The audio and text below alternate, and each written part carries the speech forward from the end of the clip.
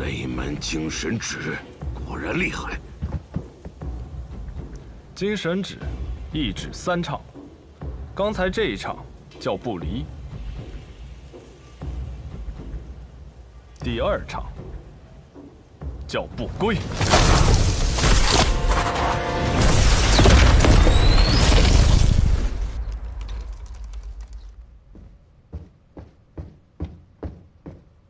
二公子，有个人也来了。雷，他可真会给自己找事啊！我才刚跟苏沐雨说过，不希望他们来呢。二公子，我们当真还有机会？有没有机会，就看有多少必死之心了。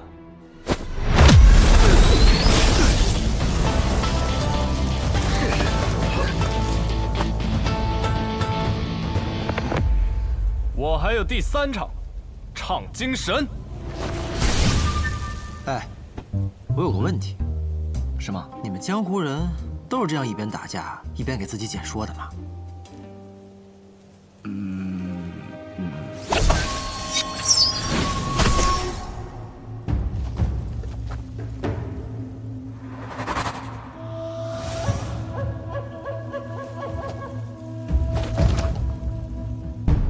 雷梦莎，你确实很厉害，只不过你一个人，抵得过我们联手吗？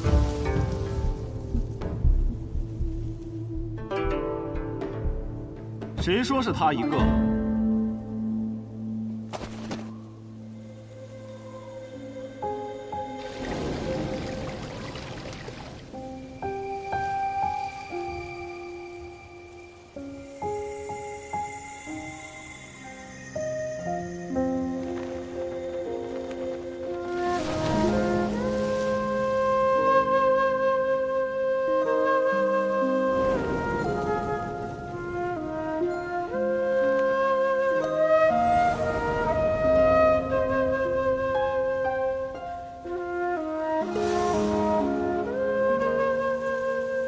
我是清歌公子洛轩。清歌公子洛轩，你这家伙，你怎么也来了？只许你能来，我来不得。清歌公子，八公子中的雅公子，据说每次出现在人前，不是有雅乐相伴，就是有花瓣落雨。我一直认为那是夸张的说辞，没想到今日一看，这世上还竟然真的有这么做作的人啊！哼！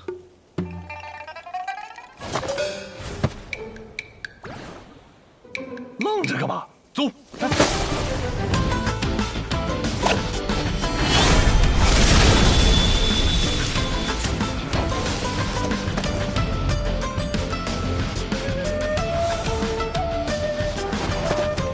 想追，先过我这一关。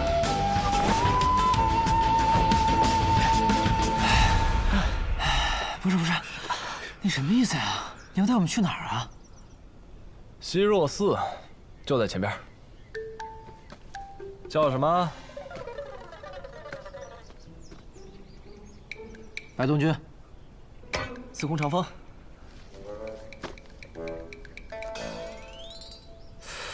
怎么，现在探子取名字都这般讲究了吗？说吧，有什么消息没有？什么消息啊？你们不是老七派来柴桑城里的探子吗？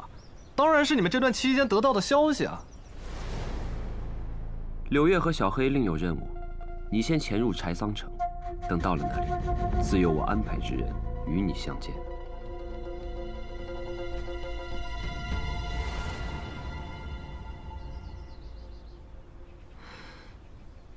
那个雷大哥，我们之间是不是有什么误会啊？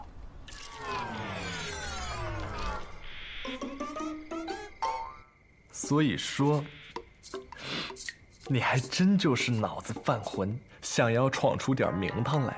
于是你从家里偷了一张地契，千里迢迢的跑到这儿来开酒肆卖酒的。哎，准确的说，我是酿酒师。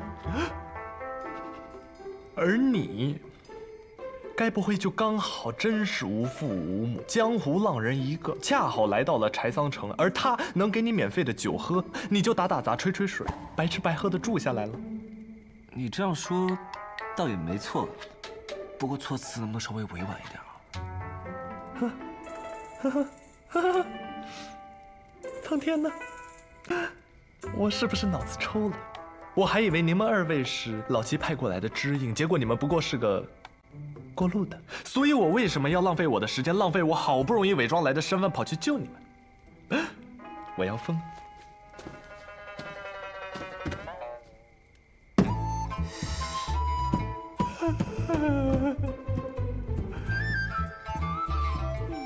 那个雷大哥，先别慌，也别难过。如果需要帮忙的话，我们二位可以帮。就你那三脚猫的功夫，你怎么帮？有人，怎么这么慢啊？是不是太久没打架，骨头都生锈了？你不说话，没人把你当哑巴。怎么跟师兄说话的，老六？那你说说，你怎么来了？不光是我来了，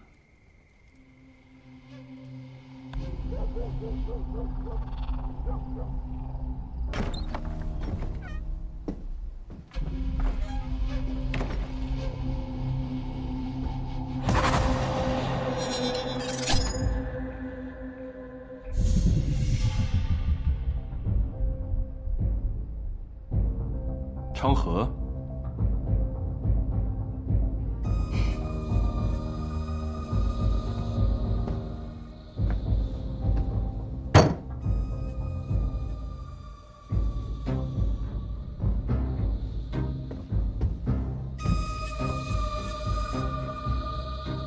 你怎么来了？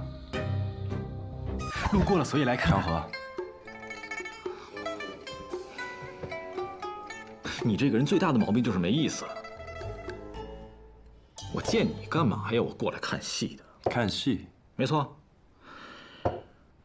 我有预感，这次这柴桑城里一定会有场好戏发生，说不定我还有机会见识到那群传说中的天之骄子们。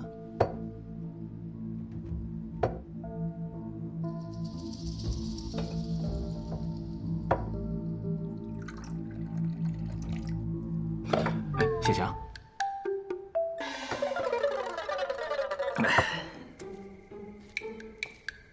所以到底是怎么回事？顾剑门怎么了？他不是马上就要升新郎官了吗？为什么你们一个个死去活来的？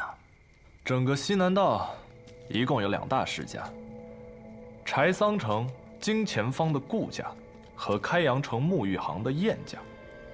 半个月前，顾大公子顾洛离于柴桑城300里开外的巴别城暴毙而亡。自此，整个顾家能够当家做主的只有2个人：顾洛离的最小的叔父顾五爷，另一个则是顾洛离的亲弟弟，也就是我们的老三顾剑门。但司空长风都跟我说过了。他皇娘爷们哪里变出的这些东西？别问，问了就是做作。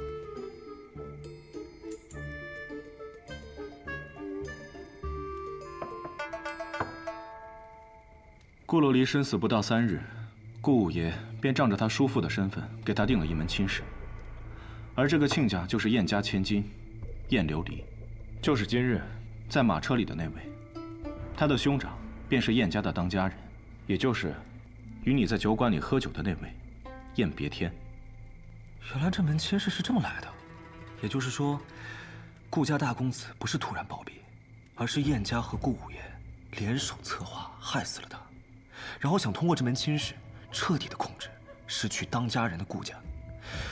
可是这样一来，顾家不就成了燕家的囊中之物？这样做对顾五爷有什么好处啊？没想到，没想到啊！你这么个少年郎，竟然对这世间污秽的人心了解的挺深呐。对，顾五爷虽然在顾家空有个叔父的名头，但他没有权，所以他心里早就不甘了。此事一成，若他成为家主，失去一个西南道第一的位置，又何妨呢？难怪这座城这么奇怪。也就是说，顾府附近，不，整个顾府都已经被燕家控制了。是几乎都被燕家给控制了，直到这位小白兄弟出现在了龙首街。所以啊，对燕家而言，你很蹊跷。不蹊跷，一时兴起，一时兴起。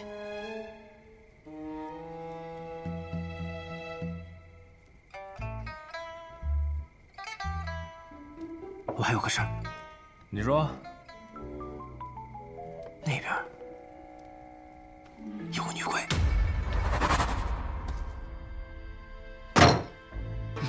人被救走了。是，属下无能。不怪你无能，北离八公子一次来了俩，你们自然不是对手。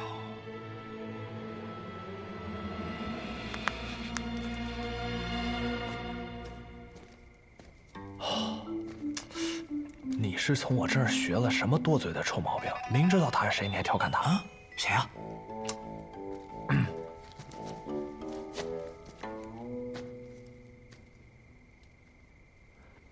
燕小姐，金戈公子、卓墨公子，初次见面，幸会。啊，也不算是初次，护送你一路上，咱们见过很多次。你就是白日里在马车里的那个姑娘？你就是酒肆的小老板？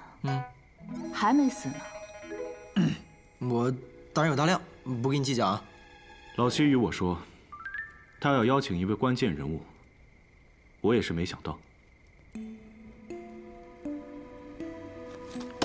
请坐。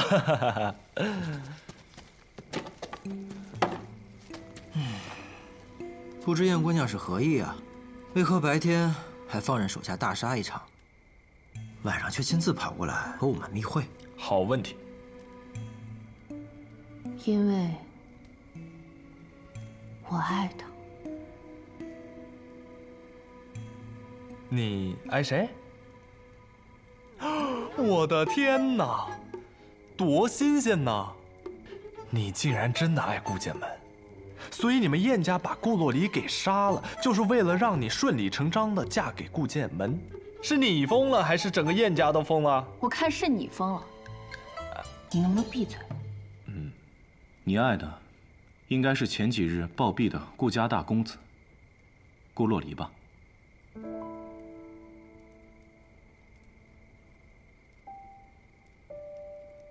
看来是我猜对了。是的，我爱的是顾洛离，但没人知道，我兄长要借我的婚姻，从而控制整个顾家。他杀了我爱的人，还想拿我当棋子来设局。所以，你是故意入的局，为的是破局。是的，婚礼那日，我是绝对不会嫁给顾剑门的。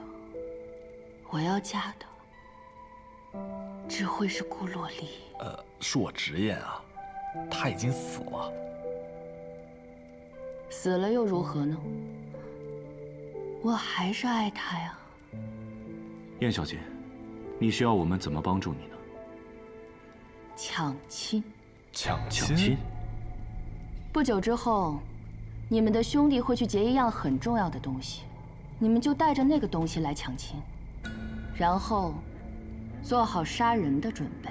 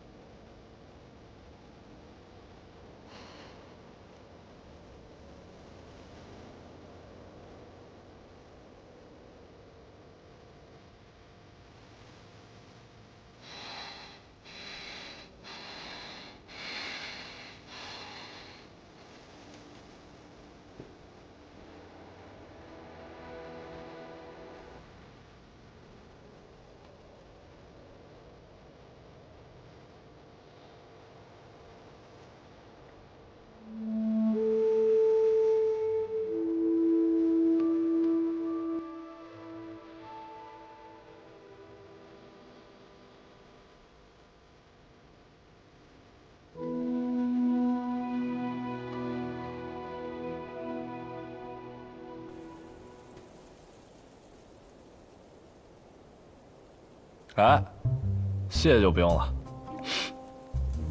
都是兄弟。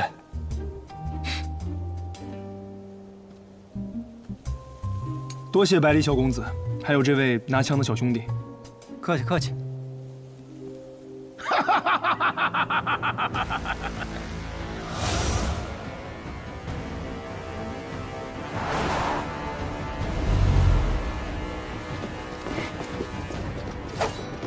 又是你，没错，又是我。怎么又来了一拨人啊？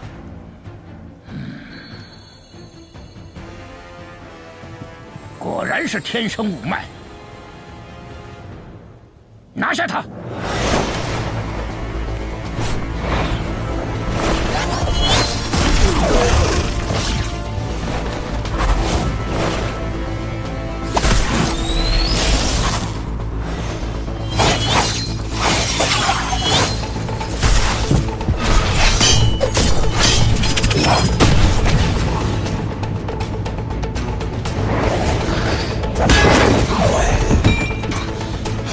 上方！哼，今天谁都救不了你了。哼哼，谁敢动我外甥？谁？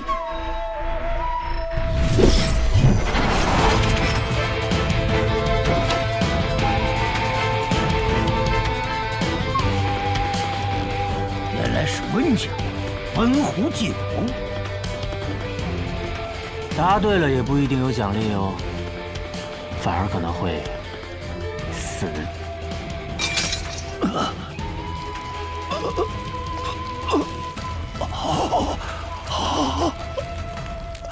你真卑鄙，竟然下毒！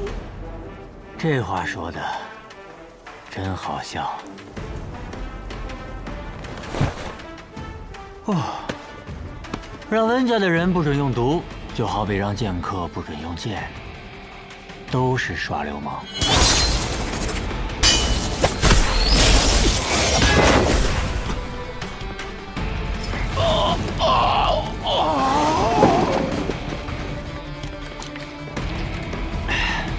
还有谁呀？撤！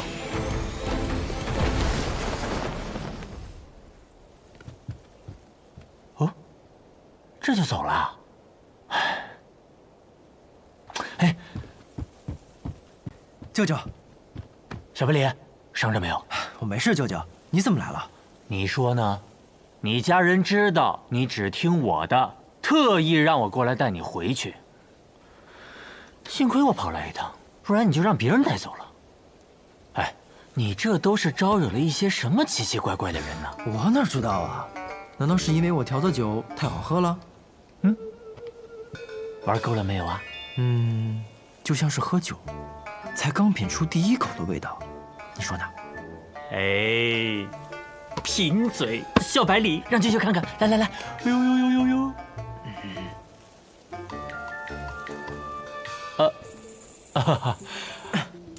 各位公子，今日一见，果然名不虚传。温前辈，温前辈，我外甥给各位添麻烦了。舅舅，你是来晚了没看到，我可是帮了他们一个大忙。确实如此啊！百里小公子智勇双全，如神兵从天而降。琢磨公子，我们赶时间，麻烦你先不要说话。不知顾公子要怎么处理今日之事啊？大哥大仇得报。至于剩下的，便要看燕家如何处理了。燕别天，罔顾道义，陷顾燕两家于不义，死有余辜。从今日起，燕家家主由我燕琉璃接任。燕家的兄弟，可有不服？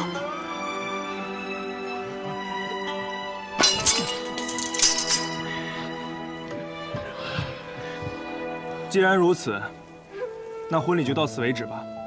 婚礼还是要进行的，只不过我不嫁你了，我要嫁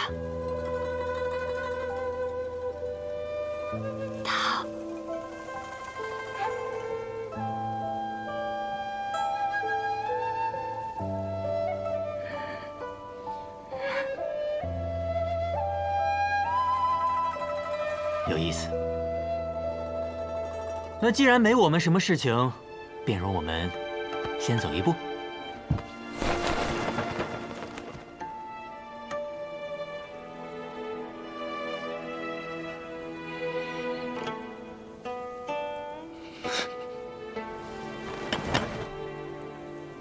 舅舅，小香仙，不跟我们一起来吗？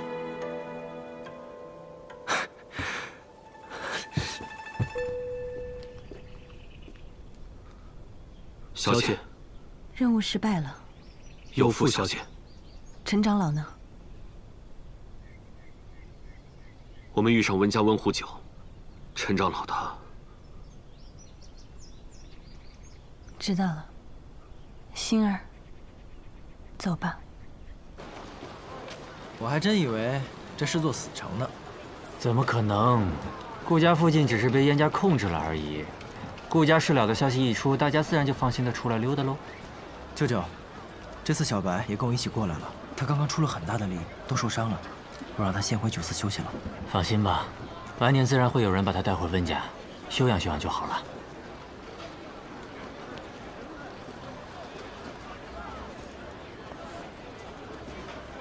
真羡慕比利八公子之间的情谊啊！你没有过这样的兄弟吗？有过。云哥，你天资聪颖，功课又好，以后定能继承父业，当大将军的。当将军有什么意思？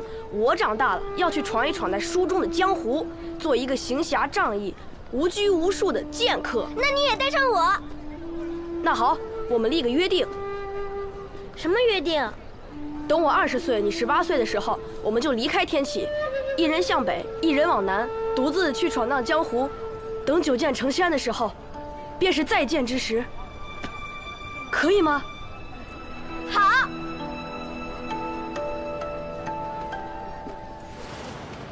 但已经死了。死了？嗯。我们自小在天启城一起长大。他是将军府独子，我乃侯府独孙。虽然差了一辈，可是年纪相仿。我们是很好很好的兄弟。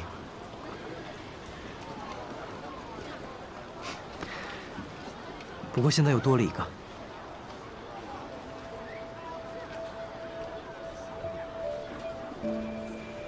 舅舅，我还有个事情想请你帮个忙。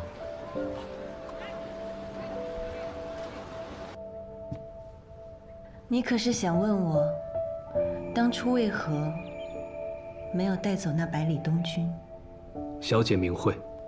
当年北阙、西楚、南绝3国围攻北离，南绝退败，西楚和我们北阙亡国。父皇带我们退守天外天后，闭了死关修炼虚念功，以寻复国之计。而只有带回那天生五脉，助父皇修炼大成，我们北阙才有复国的希望。你今日应该也看到了，百里东军虽是天生五脉，但却并没有武学根基。所以，不错，虚念功太过强横，他这等半点内力都没有之人，恐怕难以承受这般强横的功法。若他折损，我们北阙将失去这唯一的天生五脉。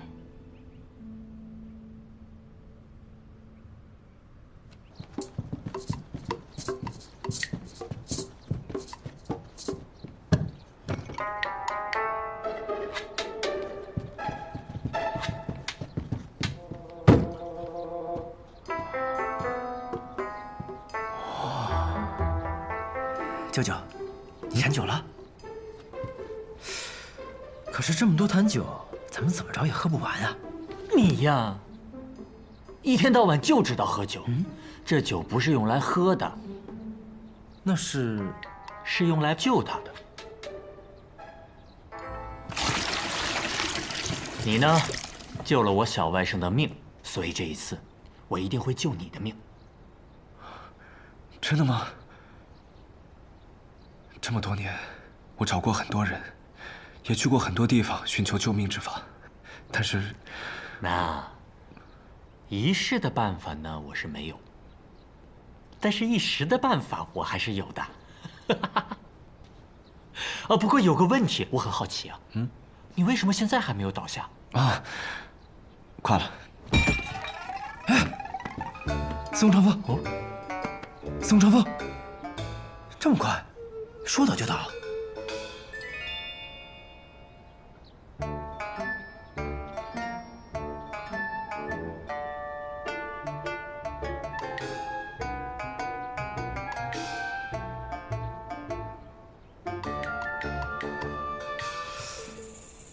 舅舅，你这里边都装了些什么呀？花衣嘎、血蜘蛛、三尾蝎、蜈蚣。等，你怎么还随身装了这么多恶心的东西啊？你才恶心呢！你娘从前也有。哎呀，赶紧出去吧，在门口守着，不要让任何人进来。放心吧，2天之后呢，还给你一个活蹦乱跳的司空长风。哎呀，去吧。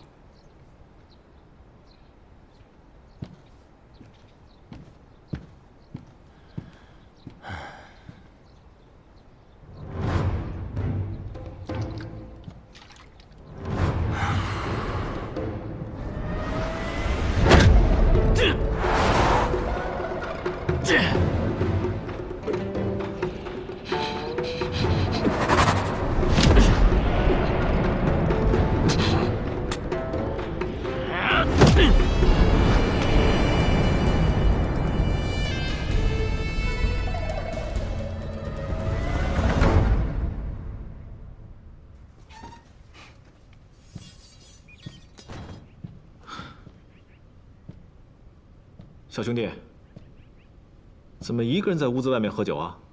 我朋友在里面疗伤，不方便打扰。哦，你是那个鬼？鬼？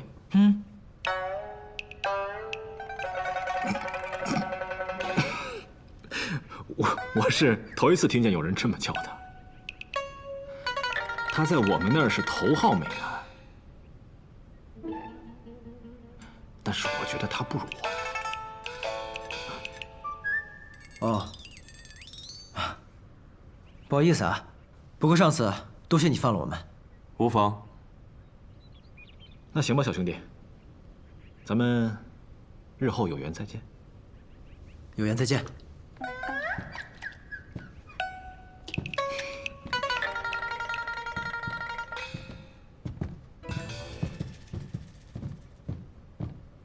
真是奇怪的2个人呢。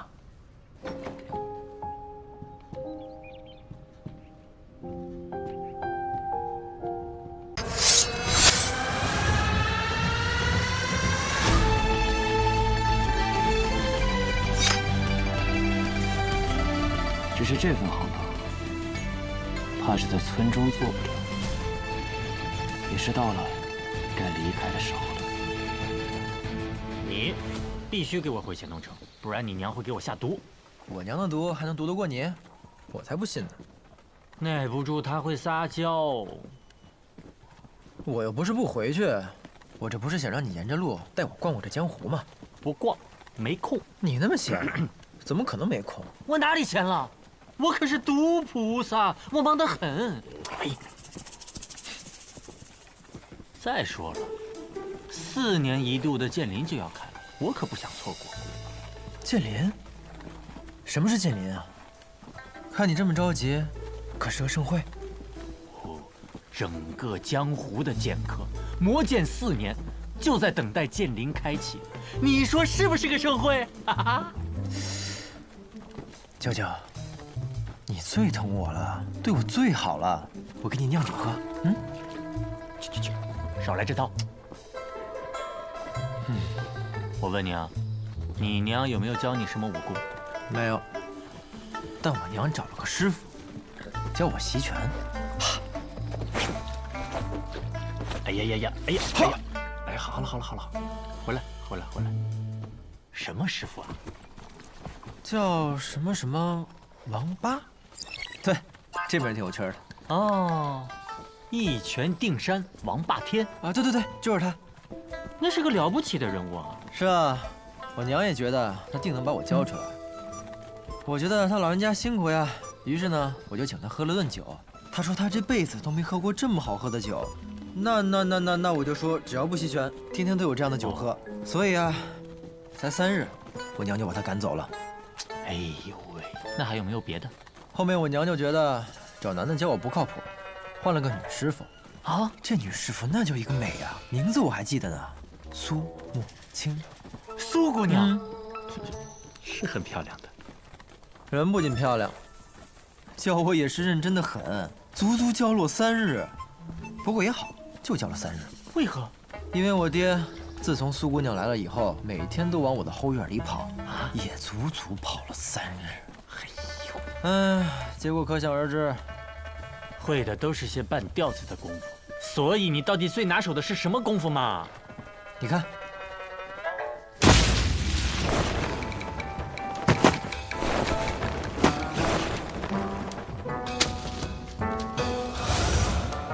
怎么样？哼，连你都嫌弃吧？走。哎，舅舅，舅舅，舅舅，舅舅，你这是要去哪儿啊？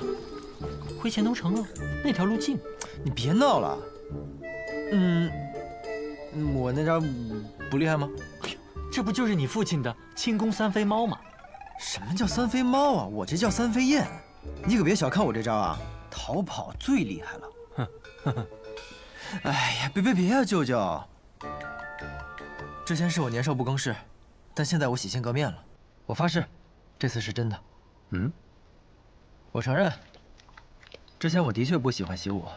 一来呢，是觉得打打杀杀没意思；二来你也知道，叶将军和云哥死了，爷爷不希望我走上叶家的老路。但是我这2天看到了北离八公子，看到了那血淋淋的刀光剑影，我就不禁问自己：如果我的兄弟遇到了那样的事儿，我能守护他吗？我能像北离八公子一样，拔出武器，与他并肩作战吗？舅舅，江湖上，你最钦佩的人是谁？那自然是李先生。哪个李先生？这江湖提起李先生，说的就是那一个人，一剑飞仙李先生。那一年我19岁，有幸在天启城亲眼目睹了那来自天外飞来的一剑。从男爵来的5名绝顶剑客下战书挑战李先生，他们想用车轮战，而李先生却只用了1剑。也就是从那天起，男爵人再也不敢在北离面前言剑。那一年的5榜首甲自然也是李先生，但是李先生把5榜给撕掉了。哈哈哈哈哈哈哈！世俗5榜也配评价折世仙人。这么潇洒呀！难怪说北离习剑，男爵练刀，原来是不肯练剑了。身为北离人，哪有不练剑的呀？我年轻的时候也练过剑。你还练剑？你不是练毒吗？我在剑上抹毒。干嘛？有意见？没有。唉，好，那我决定了，我要练剑。你练剑？你有剑吗？你就练剑？剑林剑林，能没剑吗？哦，好啊，原来在这儿等着我呢。唉，小百里啊，行，是时候给你弄一把好剑了。真的，舅舅？我宣布，舅舅，你在我心中的地位已经超越我爹了。哦，你爹本来就没什么地位，倒也不至于。上马，赶路，去！去！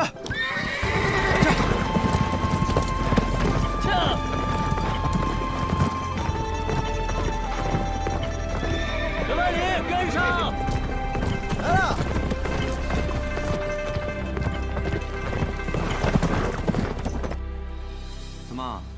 是你说让我去找个正经行当来做，现在我要去了，你怎么反而一副不开心的样子？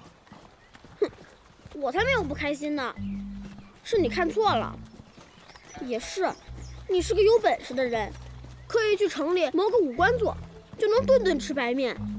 到时候，村子里的老人们都中意你，带着自家姑娘来与你结亲，你就能选一个最漂亮的娶回家了。对了，叶小凡，你觉得村子里哪个姑娘最漂亮？陈姨吧，婀娜多姿，丰腴得很。我说的是姑娘，陈姨她都不是姑娘了，她都有男人了。那你替我选一个。你看我姐怎么样？村子里的先生们都说我姐姐是美人胚子呢。你知道美人胚子什么意思吗？什么意思？所谓的美人胚子，是指现在还不是美人。啊？更何况，我已经有婚约了。哦，什么？你已经有婚约了？什么时候的事？在我很小的时候，我们就定了亲事。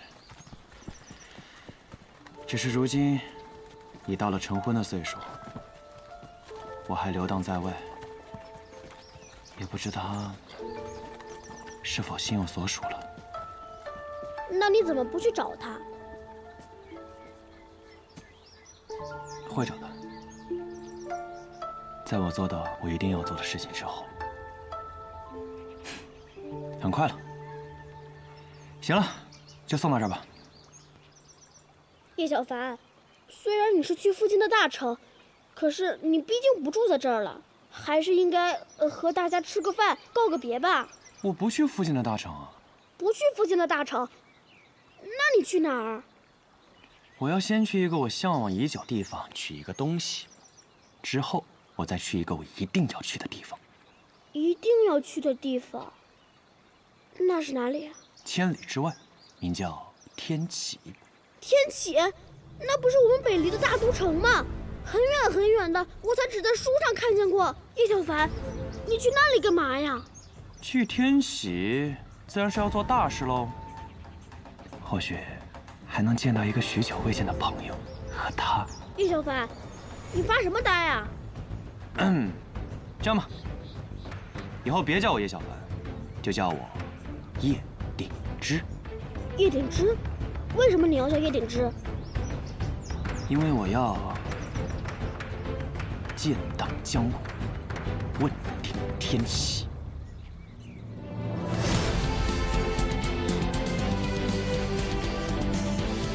好好练我教你的剑，多练几年，然后村子里所有的人，你来保护。叶小凡，你先别走，那我以后怎么找你啊？到时候我名扬天下，你出闯江湖，你说你是叶小凡，我来找你。好。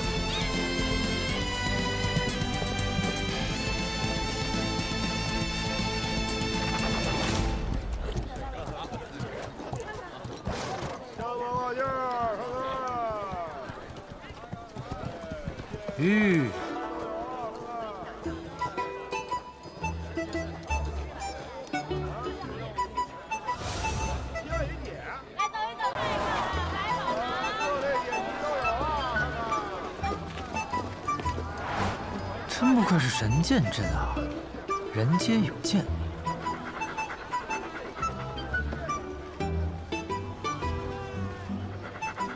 就连狗都有剑。舅舅，莫非这就是传说中的剑狗？你骂谁呢？不好意思。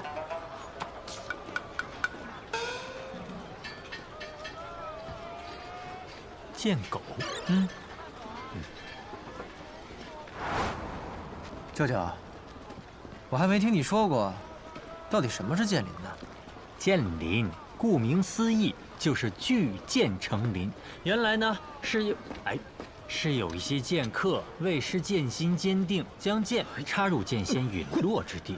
后来呢，世上每出一把名剑，或者没有一位高手身陨，新出名剑或高手佩剑，就会存于剑林。等待4年1度的有缘人前来取剑。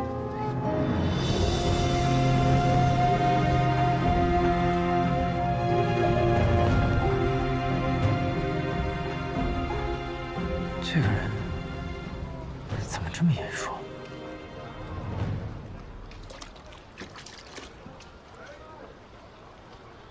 好像。老板，哎，这是什么酒啊？剑酒。来到剑林，怎么能不尝尝剑酒呢？剑酒。老板，满上。得嘞。哎，小白脸，你总是给我介绍你那些师傅，怎么也不见你给我介绍介绍你的酿酒师傅？酿酒哪需要师傅啊？这是天赋，懂吗？来喽，客官，您的酒，慢用。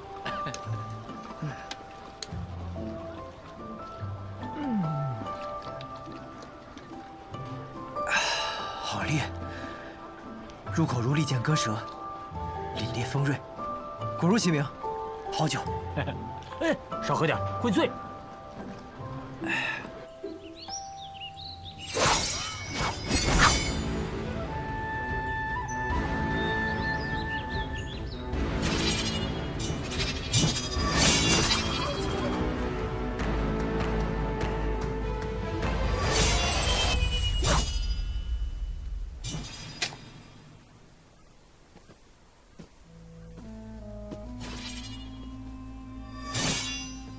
舅舅，你说咱们都走了这么久了，这山林怎么连个尽头都没有啊？怎么还起雾了？舅舅，舅舅，舅舅，舅舅，这是奇门遁甲之术。刚才那里啊，是平日里也能涉足的剑林外围，而这里才是真正的4年一开的剑林。好壮观啊！世上呢有2个铸剑大派，一是剑心种，二是明剑山庄。看来今年是明剑山庄坐庄啊。说起来，你跟剑心种还有8千里外的交集呢。什么交集啊？我怎么不知道啊？雷梦莎，她娶的可是剑心种种主李素王的女儿，星剑传人李新月。这江湖说大也大，说小可真小啊。既然诸位来此，都是为了取剑，那魏某也不想多说废话了。仙月，起！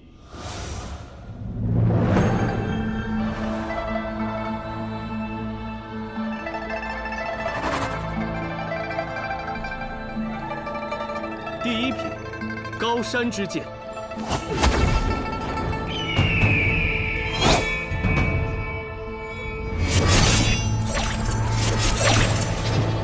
诸位，请吧。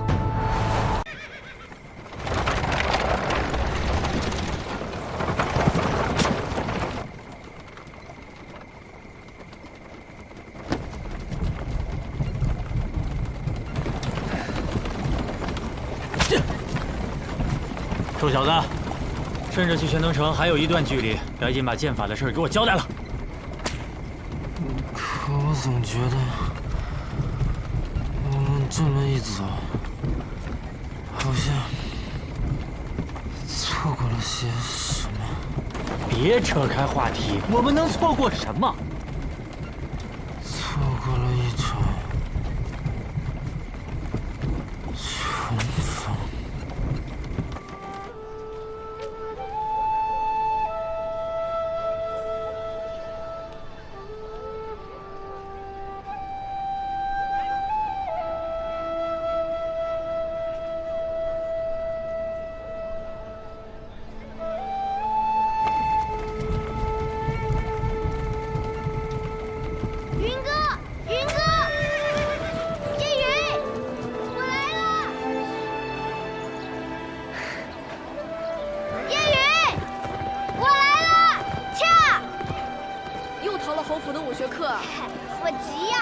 今天要讲《白羽剑仙传》，正式讲到白羽剑仙纵剑西出，千里救毒的章节，听说可精彩了。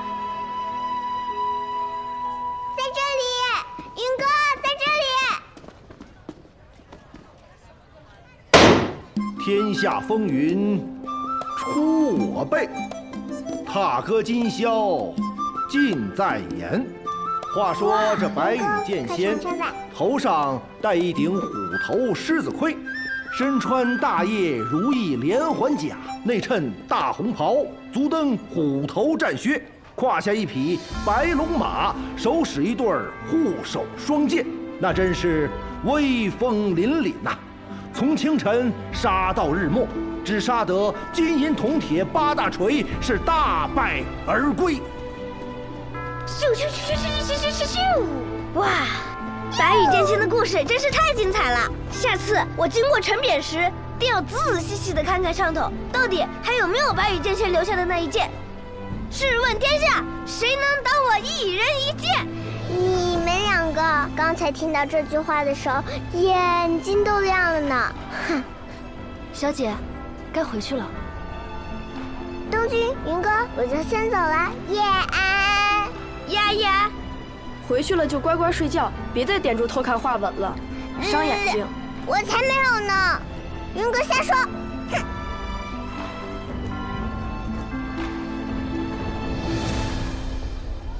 下一章应该要讲到白羽剑仙与酒仙相识相交，一同游历江湖的故事了，一定更精彩。唉，我也想像白羽剑仙一样，一剑入仙，想干什么就干什么。我也是。哎，我听爷爷说，云哥，你天资聪颖，功课又好，以后定能继承父业，当大将军的。当将军有什么意思？我长大了。要去闯一闯那书中的江湖，做一个行侠仗义、无拘无束的剑客。那你也带上我？这怎么行？若是带了你，侯爷岂不是要提刀来找我？不行，你爷爷可是所有人知道都要打寒战的杀神。你胡说！我爷爷明明是全天下最温和的人。反正我跟定你了，云哥，你不是我大哥吗？大哥理应带着小弟。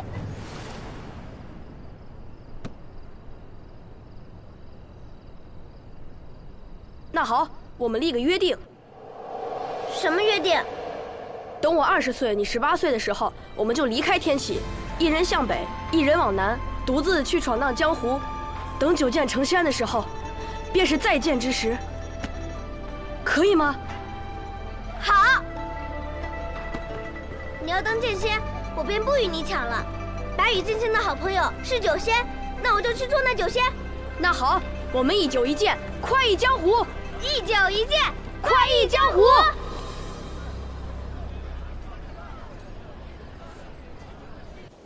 大将军夜雨自恃功高，以权谋私，不敬圣人。有人检举，岂有通敌叛国之嫌？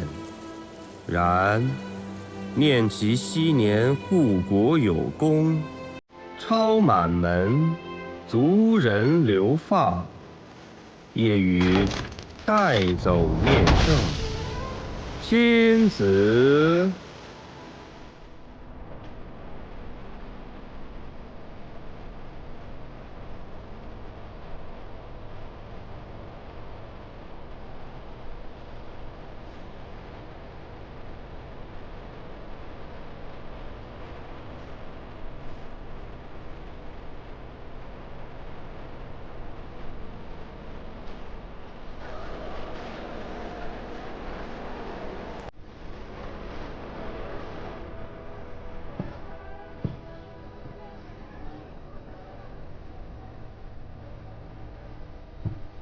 叶兄弟怎么一个人在这里喝酒？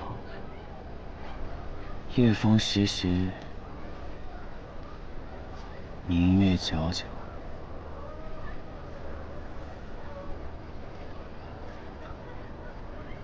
一个人喝酒，或许更美。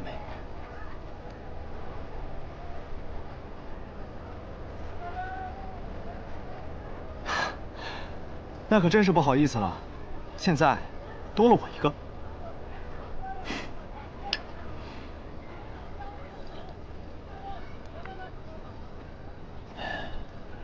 叶兄弟认识那小公子？我注意到，你听到那小公子名字的时候，脸上闪过一瞬惊色。那种惊，不似久闻大名的惊叹，也不像初见英才的惊艳，倒像是久别之后意外重逢的惊愕。王兄不仅剑术高深，观察人也很有一套。只是我也听说，望城山有位不世出的天才，年仅10岁便展露出惊世的才华。想必王兄这次来取剑，便是为了这位小师弟吧？只是小师弟怎么不一起来呢？啊，今日有幸，有此好酒，有此明月，快哉，快哉！叶兄弟，我们还是聊聊别的吧。不聊了，走了。这就走了。有要事，怕晚了就赶不及了。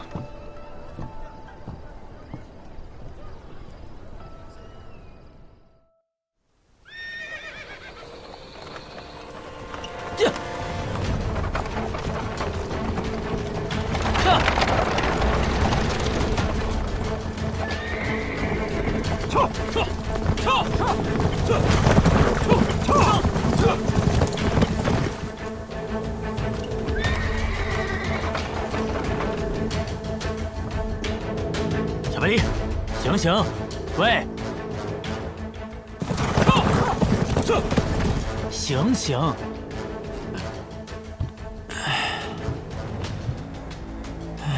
舅舅，我们这是在哪儿啊？千东城地界啊。喏，接你的人都来了。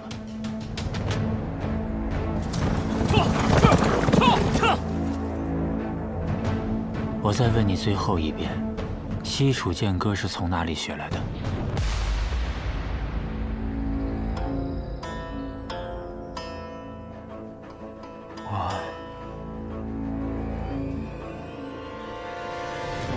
温先生，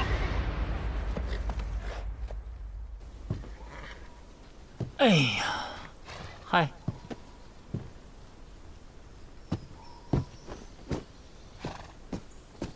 陈副将，你怎么来了？我爷爷让你来接我的吗？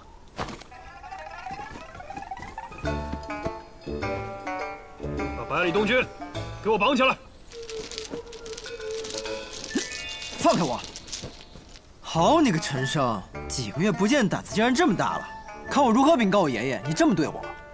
押回侯府。是。放开我！走。温先生。哎。多谢啊，不客气。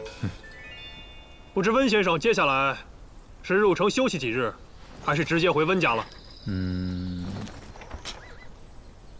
既然来都来了，就去看看我那个妹妹吧，顺便看看小百里下场如何。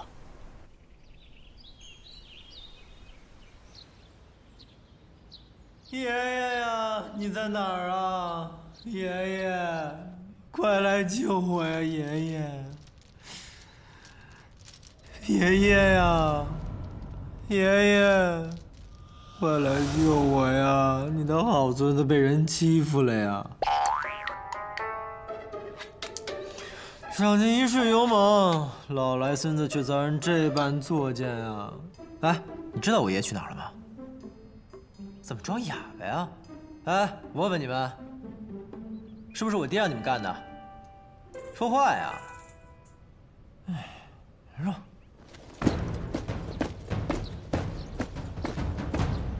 爷爷，爷爷呀，快来救我呀！爷爷，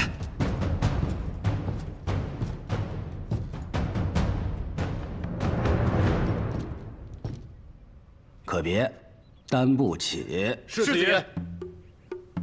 怎么是你呀？我是谁？我是你爹，你说怎么是我？臭小子，还躲？你好大的胆子！你还敢嘴硬？再嘴硬！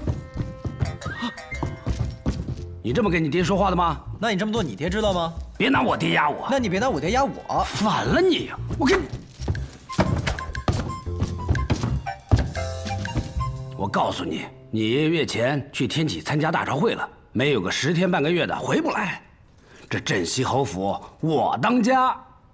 我爷爷不在镇西侯府，是我当家，轮得到你？脑子坏了？你脑子坏了，你个臭小子！你给我站住！还跑！爷爷，爷爷，爷爷！你给我站住！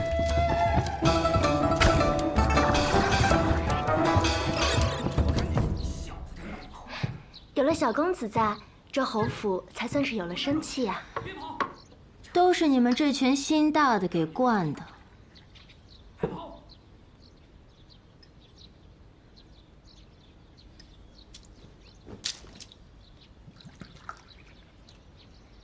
你看你现在的样子，越发像个富贵人家的太太，哪有一点以前的江湖做派？那兄长这话说的，我如今不就是富贵人家的太太吗？你不是因为看不惯我这贵太太的架势，连在府中小住都懒得，怎么今天转了性子，愿意来看看了？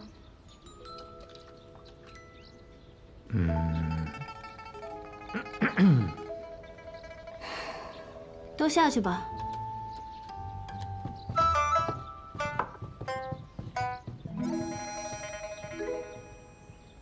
什么事儿啊？神神秘秘的。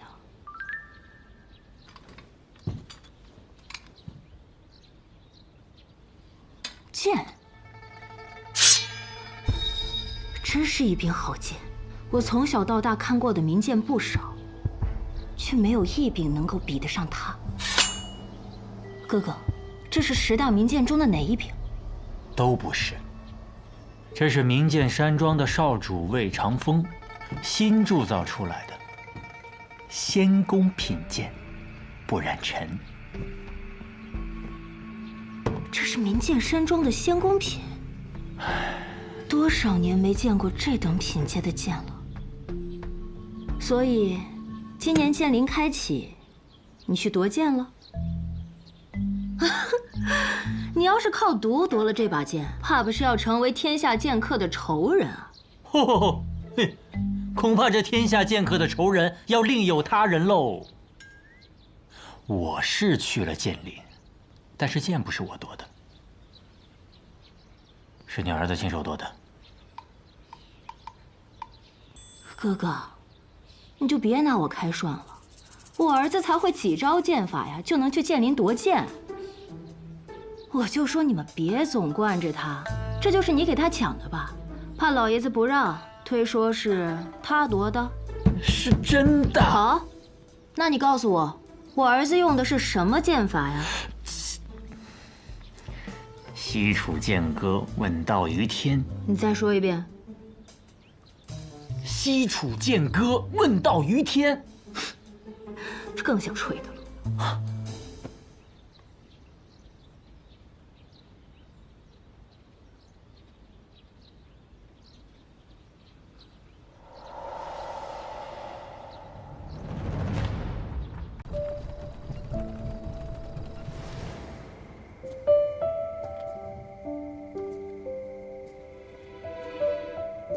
小姐，他们供奉的是咱们北阙的勾陈大帝，他们是我们北阙的子民。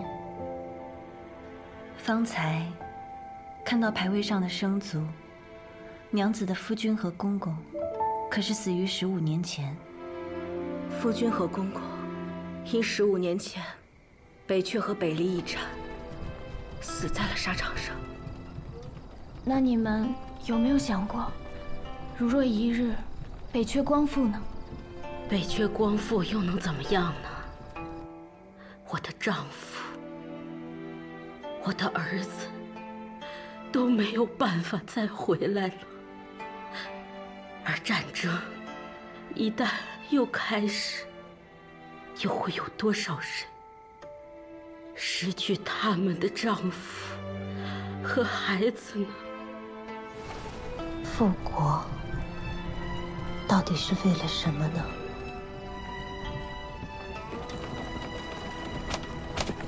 小姐，你在想什么呢？再往北20里，便是故都了吧？每年元宵，花灯满城。我原以为那是人间最和美的景象，可是好像，不论它还是不是一个国家的都城，不论执掌它的还是不是那个人，若是10年安稳，到了元宵，依旧还会花灯满城。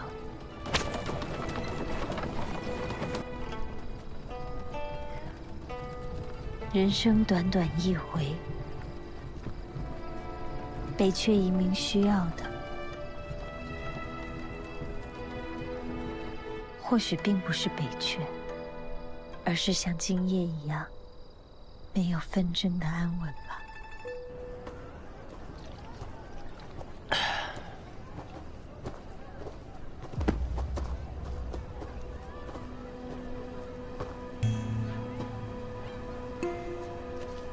西楚建树，大道朝天，世人皆仰，退而让之，寻其轨道为我所用。若危及百里，退。父亲呀，父亲，我也想见见真正的大道啊。父亲传来的消息。父亲说，大道之下还有轨道，大道留给世人，轨道留给温家。轨道是指什么？我也只是听说，却从未亲眼见过。据说是西楚的要人之术，若真有此术，鬼神俱至。可是若拿不到呢？我也很好奇呀。若真拿不到，妹妹是帮百里家，还是温家呀？那我到时候就问我儿子，他让我帮谁，我就帮谁。放心吧，父亲也说了，若危及百里，退。父亲说的是退，而不是住，说明他也意识到了这次事情不一样了。父亲是父亲呀，我是我，百里家我不管，我妹妹不能有毫发损伤，我外甥更不行。除非我温户就先死。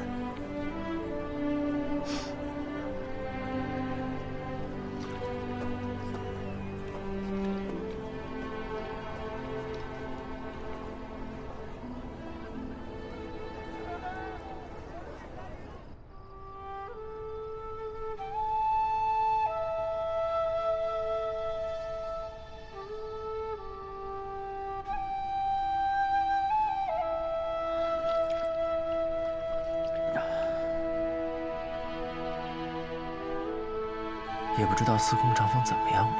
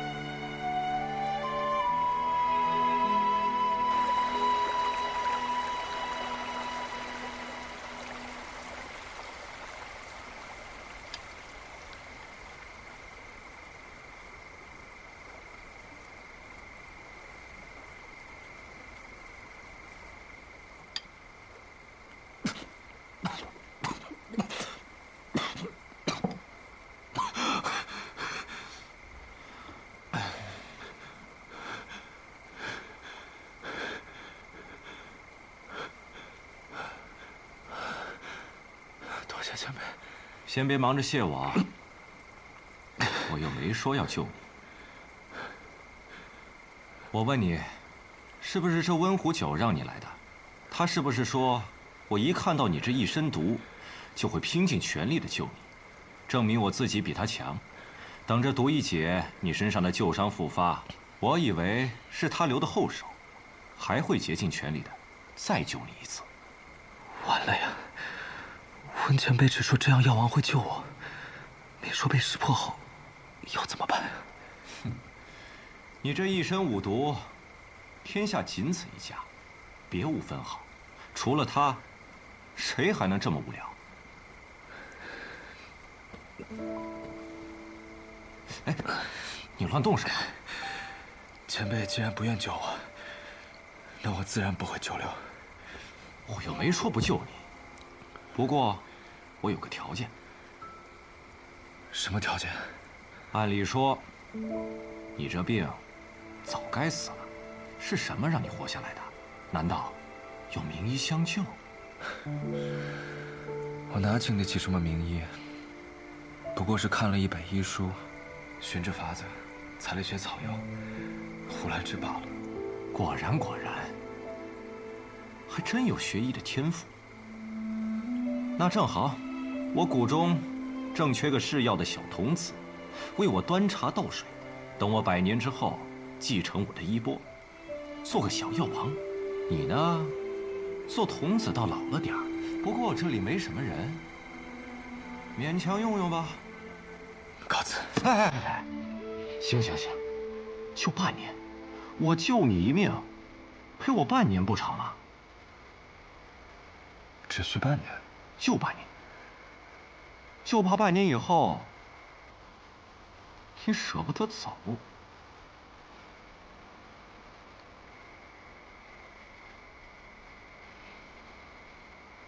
好。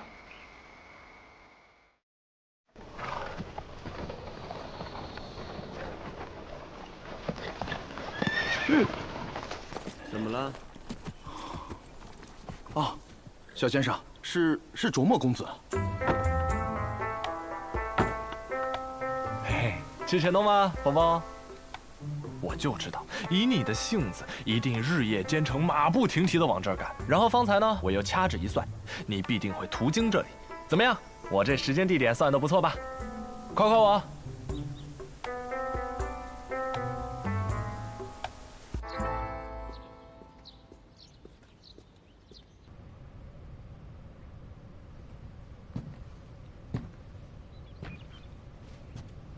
父亲，天启城来的人有消息了。学堂小先生，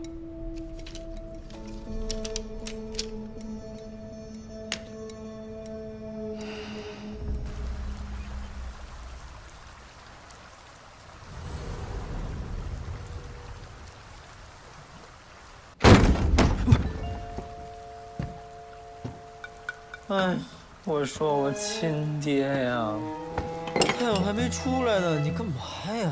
你舅舅说你要学剑法，赶紧滚起来练剑。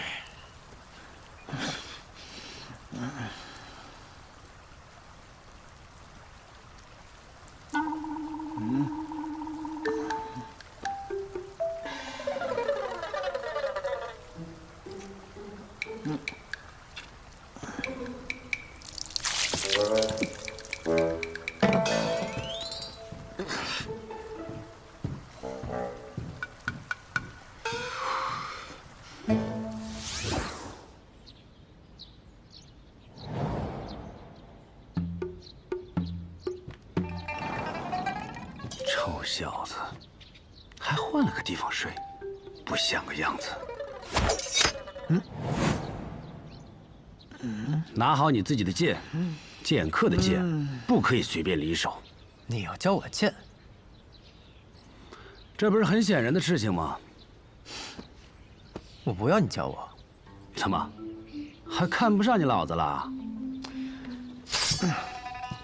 你看看，这剑如何？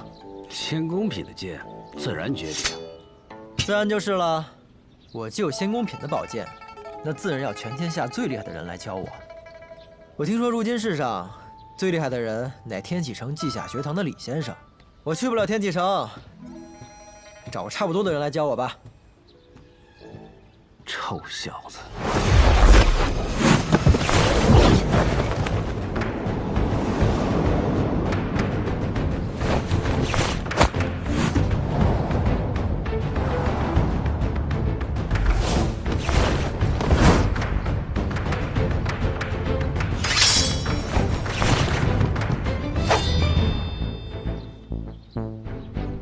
我说过，剑客的剑不可以随便离手。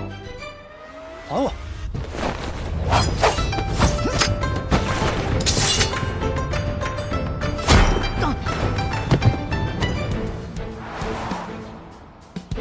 还给你了，你倒是用啊！哼，我用。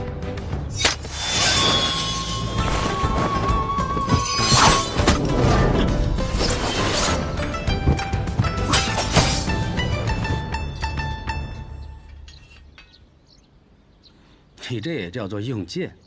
哼！再来！来什么来？你先学会怎么拔剑吧。哼！这不就是拔剑吗？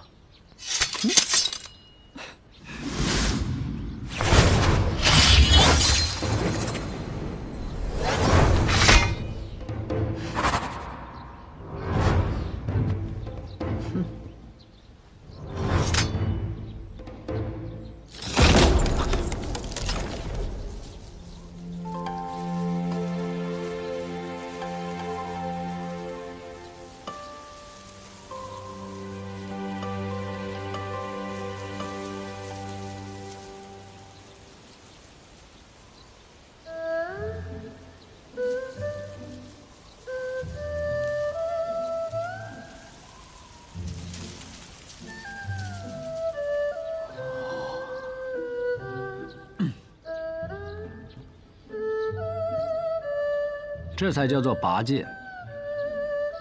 这便是我所习的瞬杀剑法之起势。师傅教我的剑术，我只不过才练得皮毛，但是我却记得他跟我说过的一句话：刃出必有因，归鞘必有果。剑气如惊雷，雷息杳无因。你要记得，你出剑是为何而出剑。从今日起，你的衣食住行皆在这后院解决。等你的拔剑术练到能将这个稻草人斩为两截的时候，你才可以从这里走出去。不就拔个剑吗？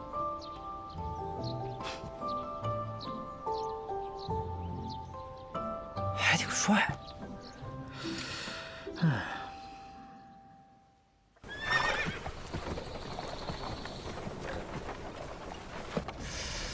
我就想不明白，为什么我们非得特意换上这身衣服呀？因为先生说过，白衣胜雪，公子如玉，这才是学堂应有的风范。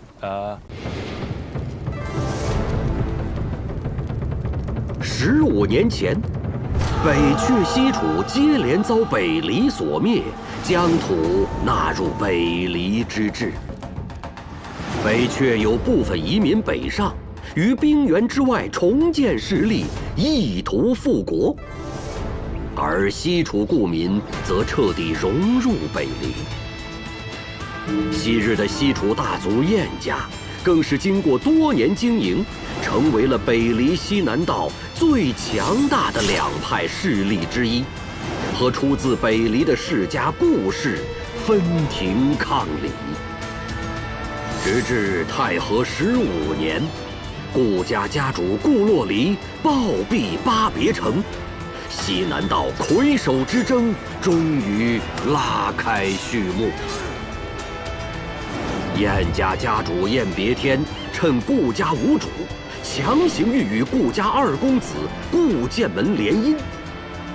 风雨欲来，各方势力蠢蠢欲动。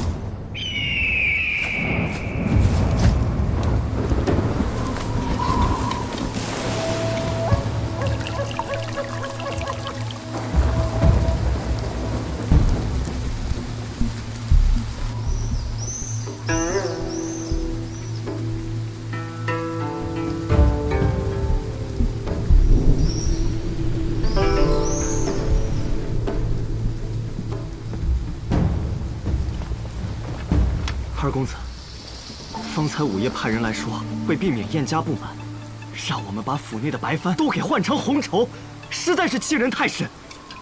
难道我们真要这般，任由他们宰割吗？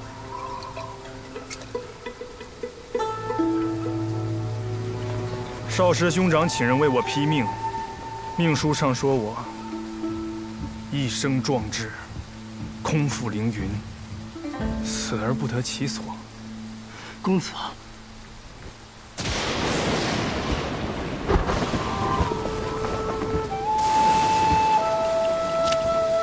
公子，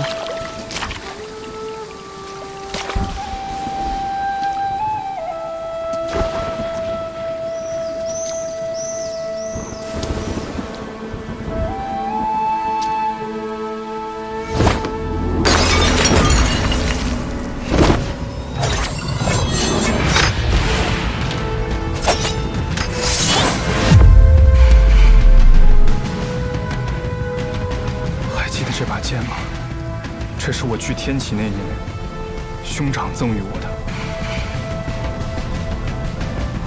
他让我拿着这把剑，闯过学堂大考，不负凌云。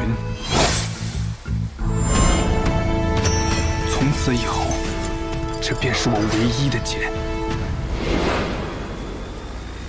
你问我是否就这样任人宰割？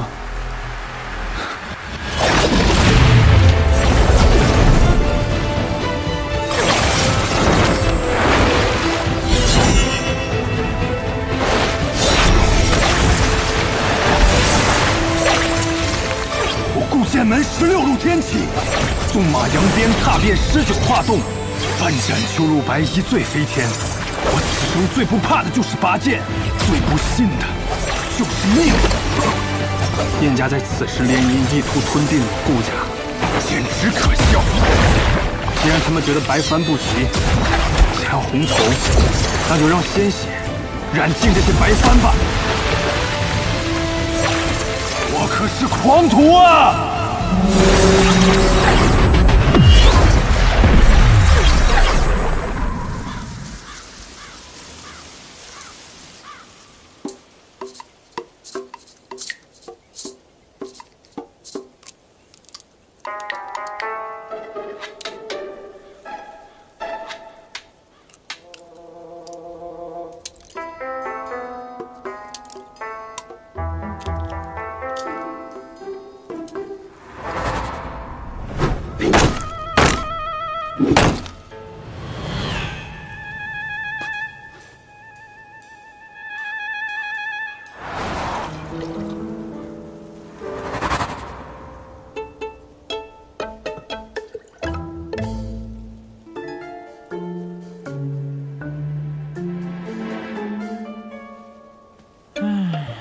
怎么会这样啊？不是说柴桑城很繁华的吗？来了13天，一个客人都没有。我好歹也是钱东城小霸王，可会来这倒霉地方受罪。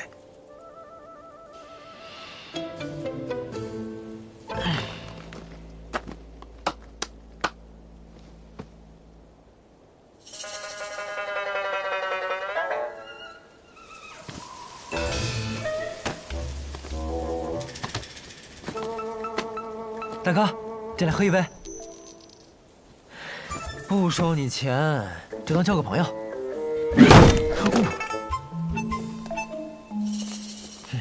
不交就不交，脾气这么差，给我来10斤肉。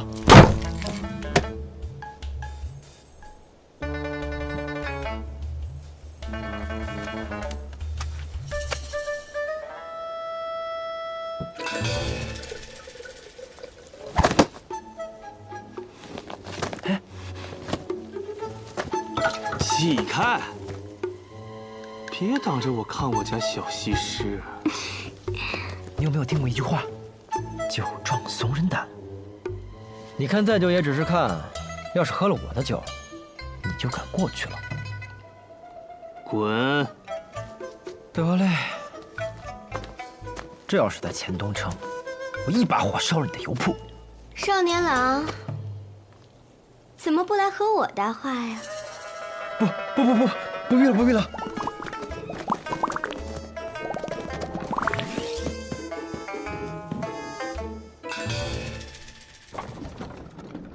哎，起床了，宋长风。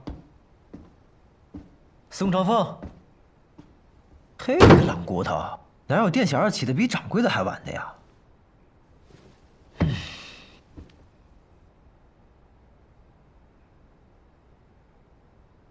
你说也是奇怪啊，这柴桑城不是西南道的第一大城吗？怎么自从我来了以后，这街上连个人影都没有？而且我遇到的人吧，也都奇奇怪怪的，你不觉得吗？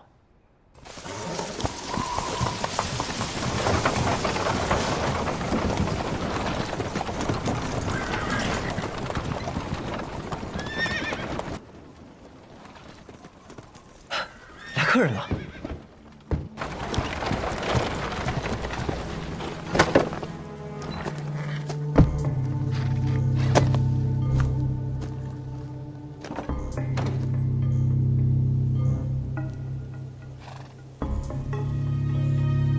东归，不错，东归。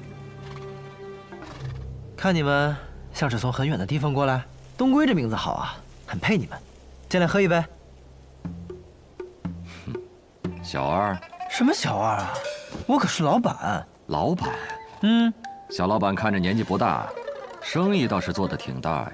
生意大不大不重要，重要的是酒好不好。小老板很是自信啊。那是自然，酒好不好骗不了人，一喝便知。不过若是你们觉得不好喝，那就回家换个舌头吧。大胆！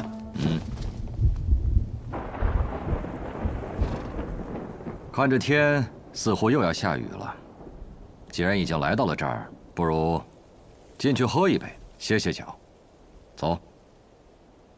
哎，我的酒可不是随便歇歇脚就能喝的酒。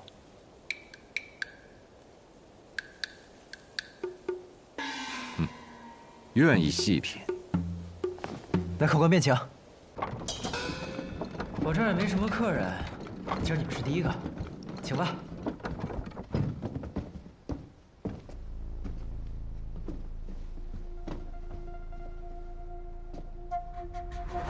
不是已经有一人了吗？他可不是什么客人，他属这儿的店小二。小二。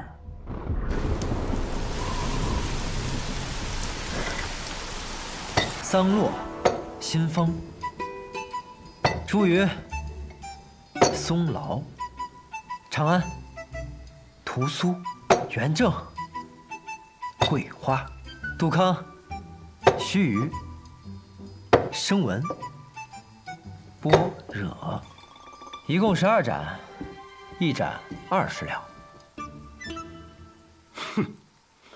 你知道整个西南道最好的酒馆蓝玉轩里的月落白卖多少钱吗？一盏18两。我的酒比它好喝一点，所以我卖20两。你都要了，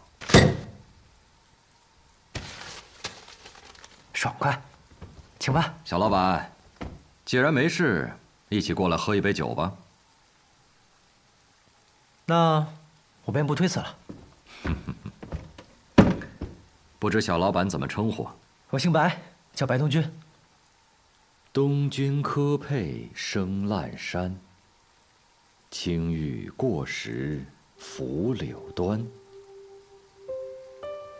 好名字。也有人这样叫过我的名字。来，喝酒。长安久未绵长，最以雨天来饮。各位今日不饮的话，可惜了。要这话。元正澄澈甘香，最是远行归客。各位奔波而来，饮一杯正好。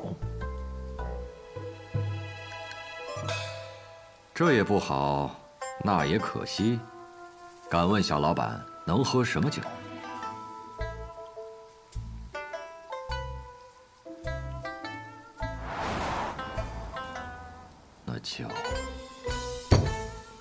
那就须臾吧。嗯，须臾一念，有的时候，命运的改变，往往就在须臾之间。小老板，这杯我便先饮了。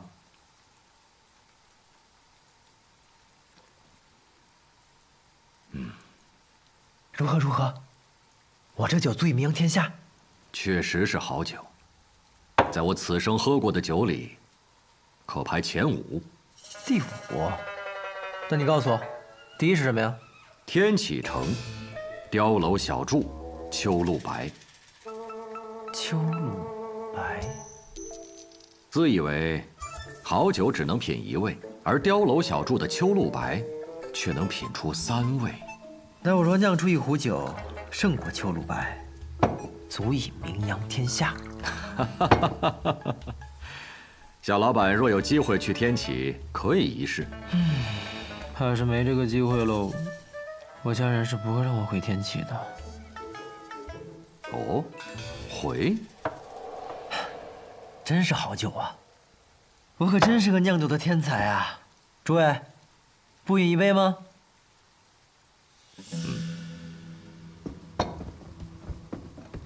这元正确实清爽回甘，确实不错哈。那边那位店小二，请你喝杯酒吧。来找事的。啊，有酒就行了。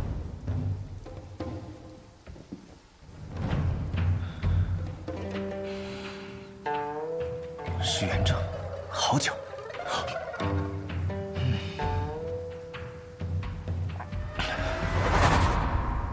不够。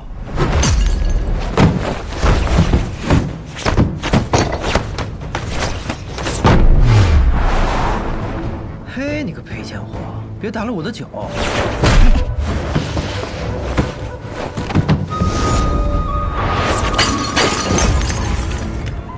我的酒！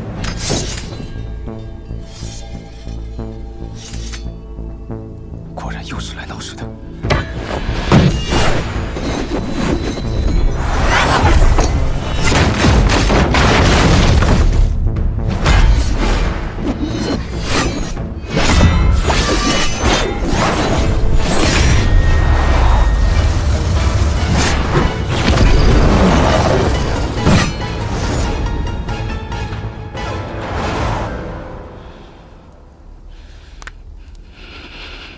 好强，追须强。啊！你这家伙，都说了不让你打，你还打，你个赔钱货！注意客官，我家店小二就是个江湖浪人，不懂礼数，莫怪莫怪。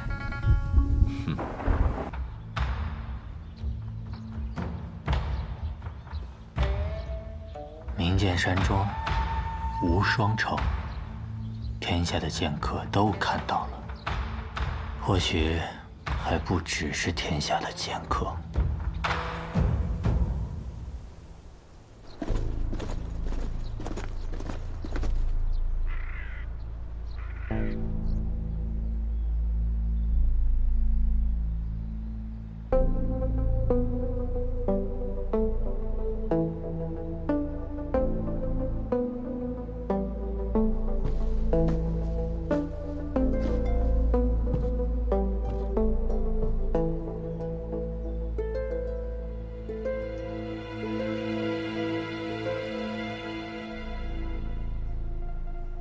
陛下。哦，卓青啊，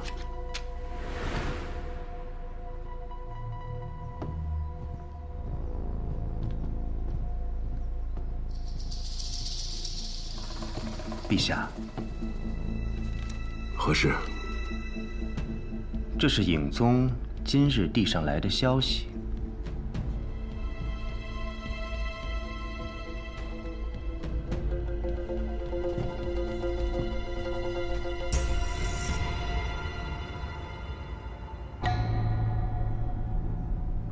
当年百里洛尘奉旨出征，破了西楚最后一座城池，西楚剑如双仙战死。现在你告诉我，西楚剑阁再次问世，难道说剑如双仙他们没死？百里洛尘呢？大朝会结束之后，已离开天启，回黔东城去了。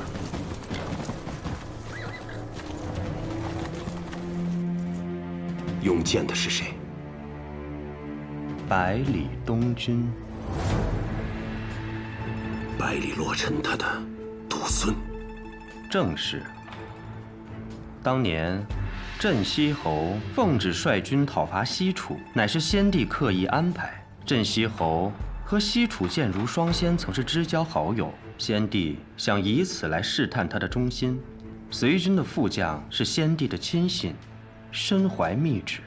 当时，若镇西侯有半点犹豫，随时可以取而代之。然而，那场战役的最后结果，世人皆知：西楚国破，双仙阵亡。当年孤亲眼见过剑仙的尸首。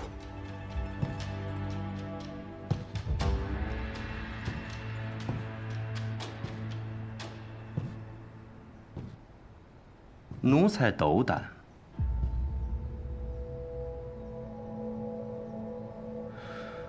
如果那场战役活着的是那如仙，便是当年百里洛尘辜负圣恩。西楚剑仙虽然剑法绝世，但不过一介武夫，可那如仙身具耀人之术，能让寻常兵士以一敌百，甚至能让濒死之人重新起来作战。正是这等鬼术，才使西楚这样一个边陲小国与我背离相抗。如果如仙还活着，可是比那剑仙更可怕的存在。当年一战，西楚如仙即便没死，也定然身受重伤，不然不会藏身黔东城多年不出。奴才这就派人去黔东城，把那西楚余孽带回来。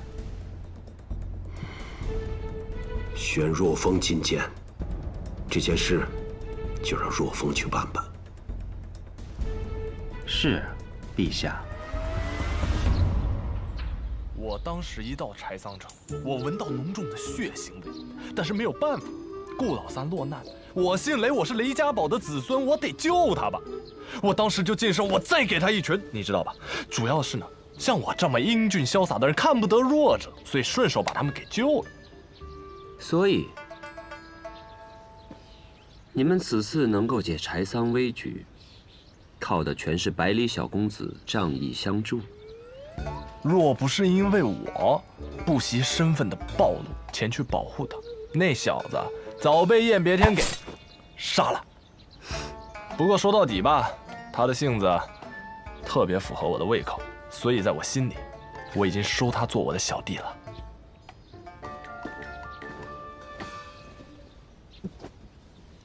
老七，你这表情，打什么主意呢？学堂大考，马上就要开始了。你是说？或许，师父的关门弟子，我们的小师弟。可是他再怎么说也是镇西侯府的小公子，这镇西侯爷能让他入天启吗？不可能。再说了，他那功夫啊，差得离谱，他也只有轻功还凑合。我也就是随口一说。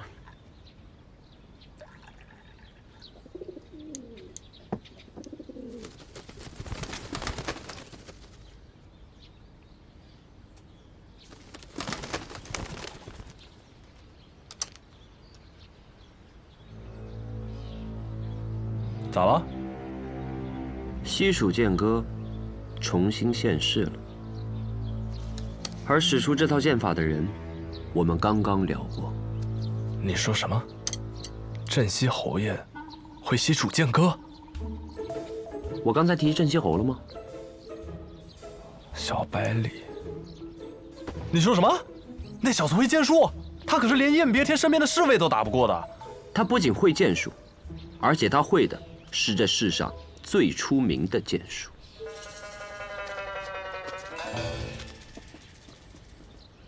小先生，宫里来人了。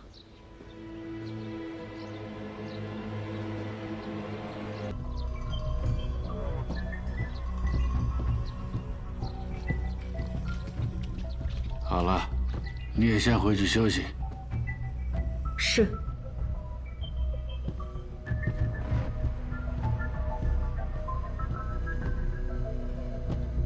父亲，东军在剑林，我早知道了。风雨欲来，我们镇西侯府还能为他筑起一道铜墙铁壁。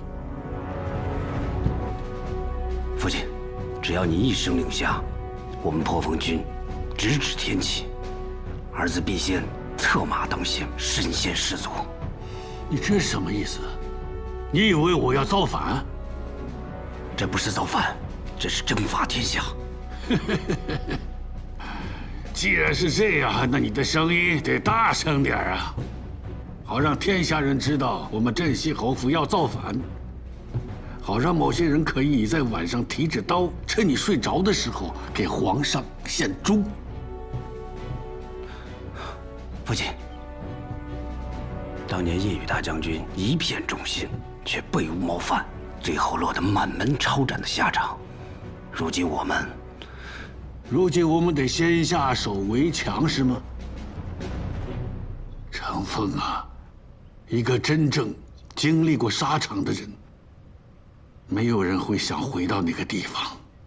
一个真正懂得战争的人，绝对不会轻易地发动战争。人的欲望是无止境的，可那士兵身上的血洒出来都是热的呀。那西楚如仙，你是想说当年我留守？你错了。当年一战我没有留守，但我也不清楚为什么到现在他还活着。那方才你还放东军走，他分明要给那如仙报信。西楚可是我们破的呀，你就不怕他？如果那个真的是西楚如仙，他就不会为这事儿怪罪东军。父亲，回去好好休息吧。父亲，最后一个问题，你想问你是不是我的亲生儿子是吗？这还用问吗？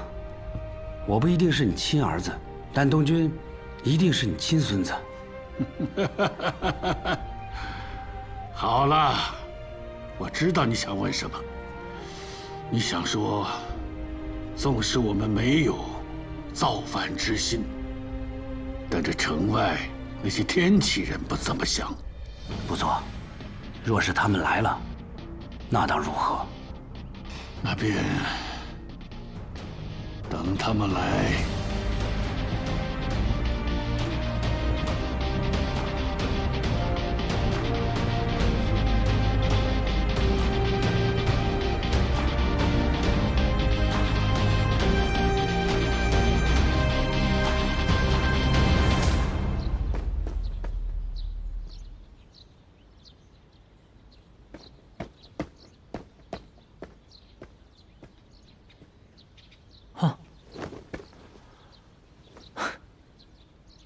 这小滑头，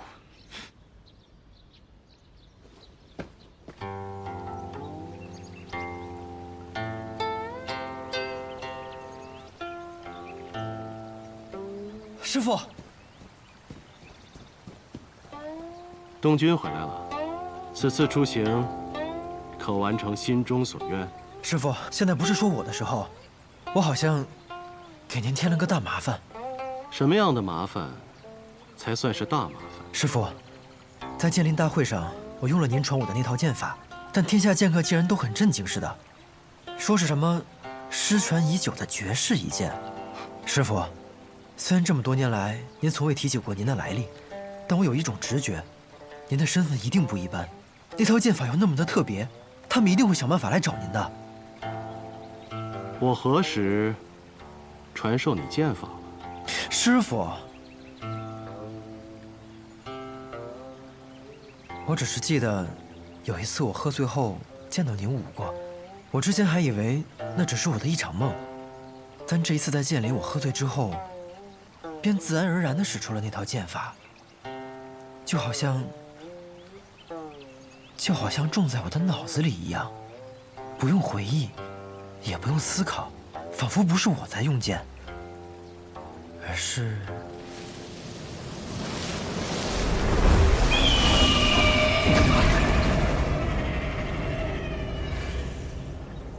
剑在控制着我。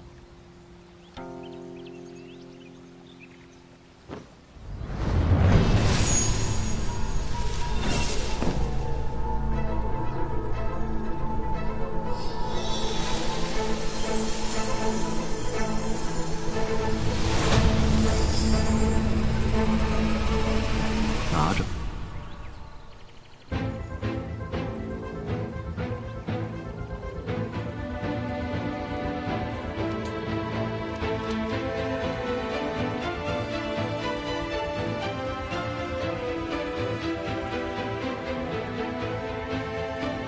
闭上眼，感受它。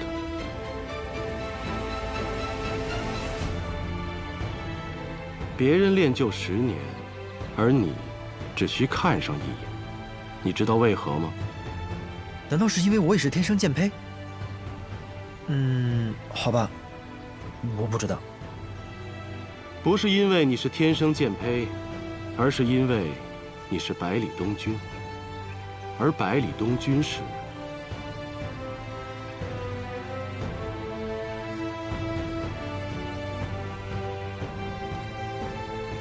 因为我是百里东君。师傅，我不明白，已经有很多人这样说了。我是谁？我是百里东君。可为什么是我？因为我是百里东君。以后，你自然会明白。东君，匹夫无罪，怀璧其罪。你想要学剑吗？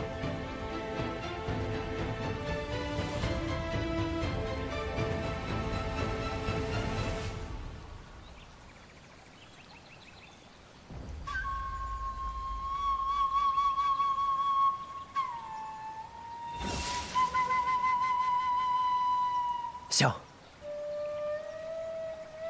师傅，我想学剑。云哥死后，我的行事越发乖张无度，爷爷一直纵容着我。我知道，他和我的想法是一样的。作为手掌兵权镇西侯府的小公子，我越纨绔，天启城那边便越放心。爷爷不希望我走上云哥的老路，但是这一次我见到了真正的江湖人，见到了很多很厉害的人。或许仅凭现在的我，还不足以名扬天下，还不足以守护我想守护的人。我和你可不一样，我最讨厌穿白色，主要洗起来麻烦。而且你知道吗？若是真的染上灰尘的话，那就和先生口中的公子如玉4个字，一点都不搭样。先生早料到你会如此抱怨。他让我告诉你，这叫仪式感。你和老侯爷把东君藏在后院练剑，只是为了躲那一个人吧？学堂小先生。这个小先生，可不只是学堂小先生啊。那区区一个后院，还能藏得住东君啊？他要是真的一剑，把那个稻草人给砍了呢？就算他再有天赋，短短几天内根本摸不到拔剑术的皮毛。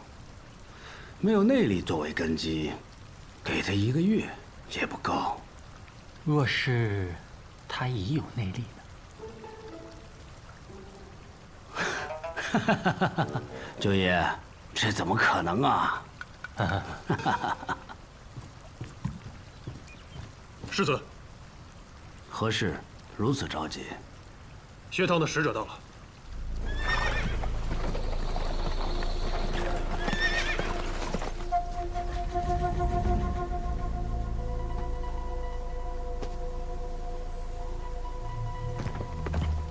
这位，应该就是镇西侯世子百里成风吧？他就是百里东君的爹？他可是个厉害角色。世子爷，沈先生，久仰。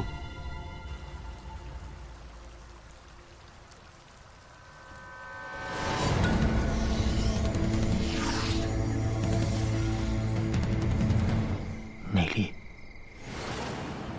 东君怎么会有内力？他似乎还不知道。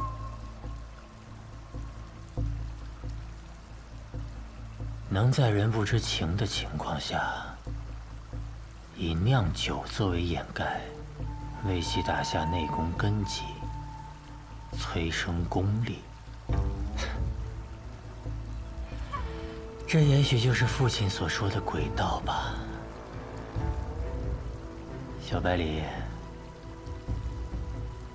还能藏多久呢？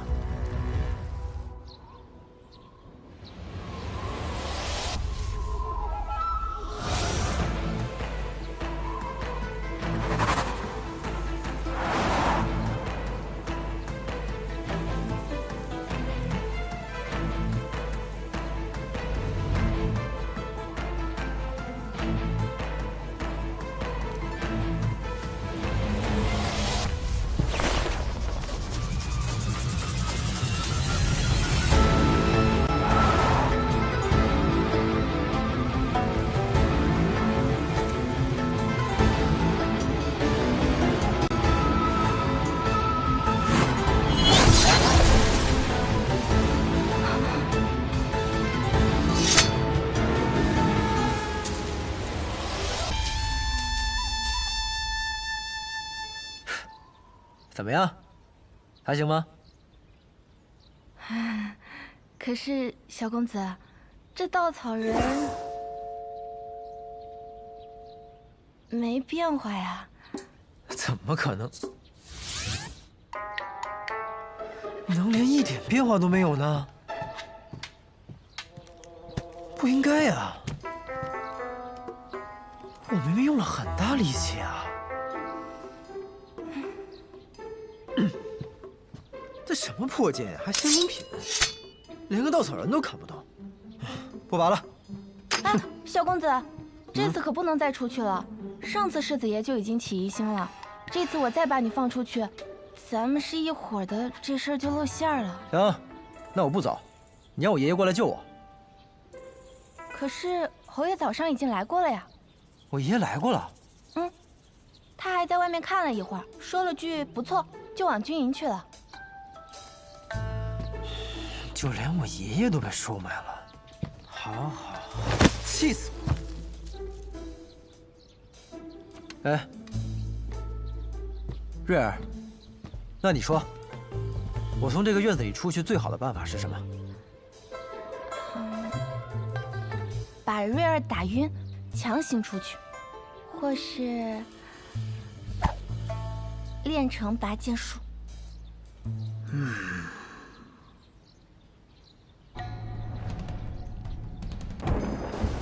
看来这个雨一时半刻是停不了，但有些事却耽误不得。小老板，今天这酒便饮到这儿了，告辞。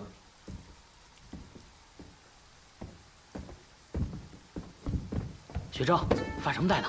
走了。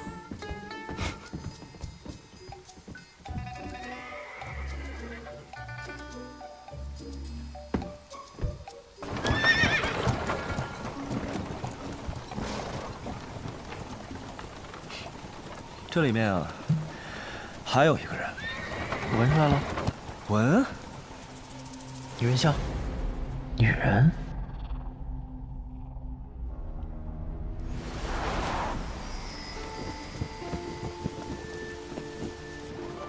身体可有好寿气？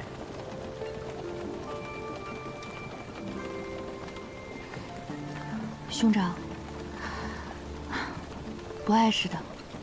那酒肆到底什么底细啊？里面有个小老板，年纪不大，应当不会武功。他旁边的小二倒是会些功夫，但也不算太强。不过，这些现在都不重要了。为避免节外生枝，我会派魁正和学正将他们抹除。没想到啊，掌柜的，年纪轻轻，这么好色。我清清白白的，你可别乱说，坏我名声。不过是那熏香，我娘借用我。我早在1个月前就已派人控制了整个龙首界，唯有这间屋子，我摸不着底细。原以为只是一间实实在在的无主之宅，没想到临到关头，人出现了，还开了一间酒肆。尝尝，是好酒。人嘛，也算挺有意思的。还问我这酒能不能名扬天下？桑露，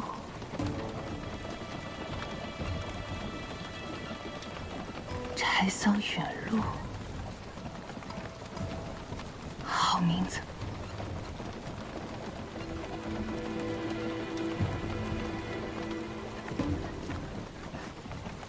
也确实是好酒。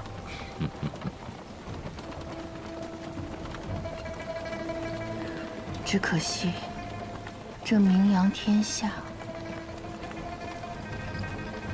他怕是等不到。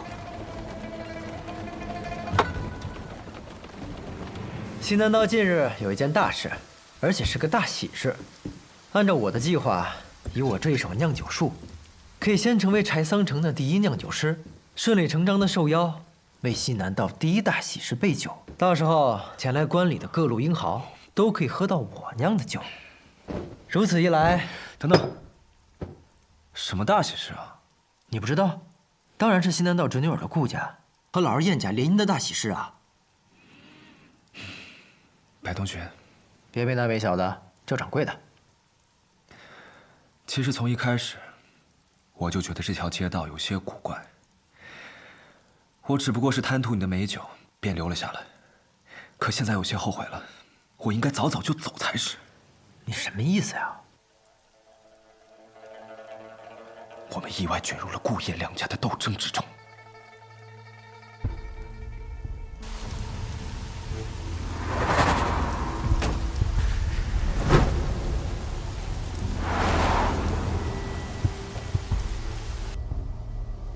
不止他们，还有刚才那一队人也是。哼，唉，我浪迹江湖这么多年，这点嗅觉还是有的。那你嗅一嗅，他们为的是什么呀？方才你不是说顾家和燕家要联姻吗？可这顾家大公子前些日子忽然暴毙，如果这门喜事是真的，那这喜事太蹊跷了。这人都死了，还结什么亲啊？顾家还有一位公子，你有没有听说过这样一首诗？风华难测清歌雅，琢墨多言凌云狂。柳月绝代莫尘愁，清相有才留无名。这也太不押韵了吧！哎呀，这是白小堂发布的公子榜，只不在押韵，而在贴切。讲的呢，是我北离的8位绝世英才：城府极深的风华公子，风雅精致的清歌公子，一口三舌的琢墨公子，狂傲自私的凌云公子，容貌绝代的柳月公子，面如黑炭的墨尘公子，才华绝世的清相公子，以及空缺暂留的无名公子。那这和柴桑城还有顾家又有什么关系啊？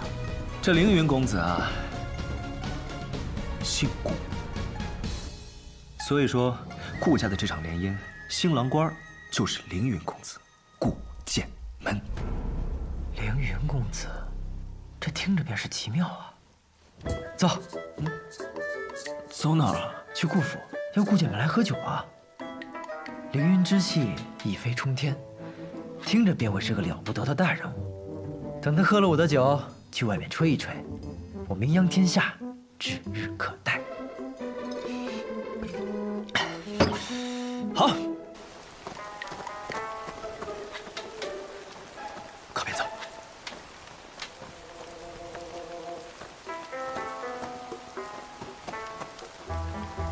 你不是要带我去顾府吗？怎么像是去做贼？你信不信光明正大的走，连这条龙首街都出不去？哎，没想到你这个赔钱货懂得还挺多嘛。那是自然，混迹江湖这么多年，要是这点心思都没有，早就埋在下面了。走吧。怎么了？有人。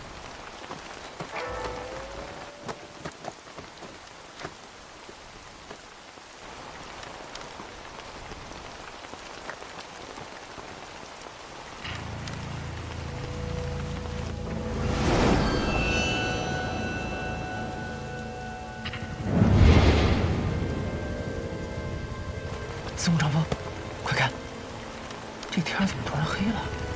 嘘。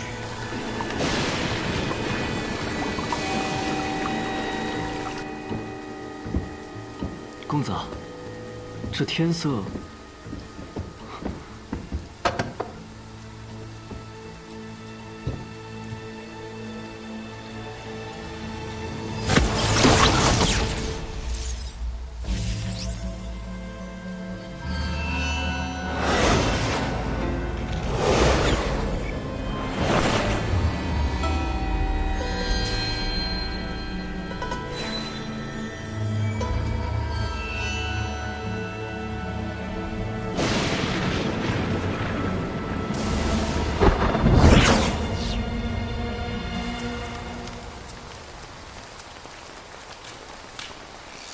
鬼呀！哎呀！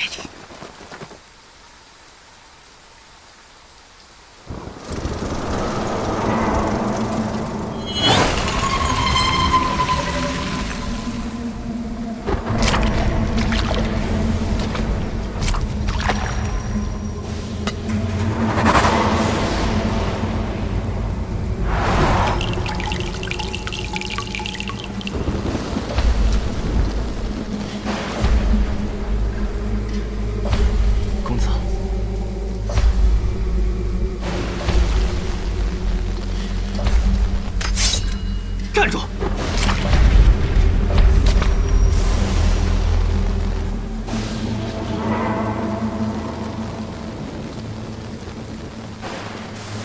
是来自暗河的贵客吧？